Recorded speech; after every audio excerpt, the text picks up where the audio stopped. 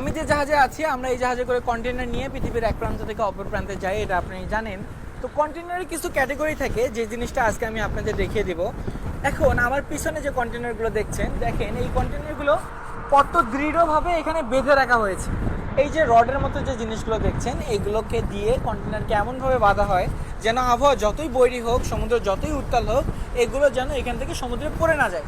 কিন্তু আজকের এই ভিডিওতে আমি আপনাদের যে জিনিসটা দেখাবো সেটা হচ্ছে, এই যে যতগুলো কন্টেনার আমার সামনে আছে সবগুলোর ডিজাইন একই হলেও আমাদের জাহাজে কিছু অন্য রকমের কন্টেনার থাকে, যেগুলোকে আমরা রেফার কন্টেনার বলি। যে রেফার কন্টেনারের ভিতরে আমরা ফ্রিজিং সিস্টেমের ব্যবস্থা রাখি। যেমন ধরেন ওষুধ, ফলমূল অথবা মাছ মাংস, এমন কোনো জিনিস আমরা নিয়ে যদি যাই যেগুলোকে শীততাপ নিয়ন্ত্রণ অবস্থায় নির্দিষ্ট তাপমাত্রা মেনটেন করে এক প্রান্ত থেকে অপর প্রান্তে নিয়ে যেতে হবে, অথবা এটাকে নির্দিষ্ট তাপমাত্রায় রাখতে হবে।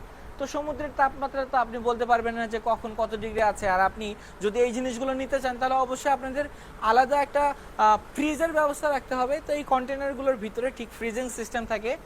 এখন আমি যদি সেই কন্টেনারটা আপনাদের একটু দেখাই, আমাদের এখানে বেশ কিছু কন্টেনার রাখা। আমি জানি না বাতাসের জন্য আমার কথা আপনারা কতটুকু বুঝতে পারবেন, তবুও বোঝার চেষ্টা করবেন আশা করছি।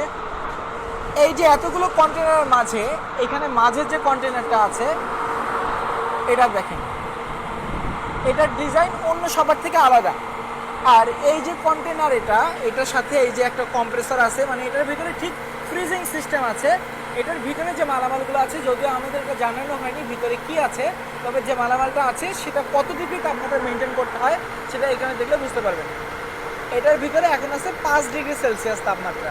তো এখন আমাদের ডিজাইন অনুযায়ী অথবা যে মালামালগুলো আছে সেই মালামালগুলোর ডিজাইন অনুযায়ী এই কন্টেনারটার ভিতরে যে জিনিস আছে সেটাকে আমরা 5 ডিগ্রি সেলসিয়াস তাপমাত্রায় নিয়ন্ত্রণ করে এক জায়গা থেকে আরেক জায়গায় নিয়ে যাবো।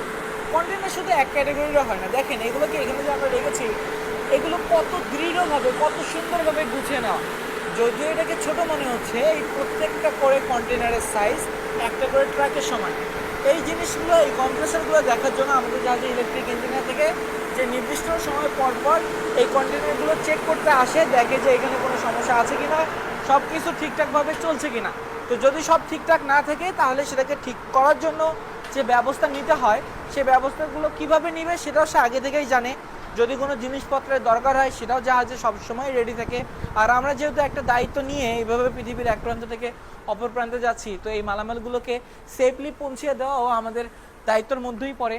তো এখন এই জাহাজের প্রত্যেকটা মানুষই এই সব নিয়ে কনসার্ন। আর আমি যদি এই জাহাজের এই যে মালামাল ক্যারির ক্যাপাসিটির কথা বলি, এর আগেও আমি বেশ কিছু ভিডিওতে আপনাদের বলেছিলাম, তবুও যদি আমি আপনাদের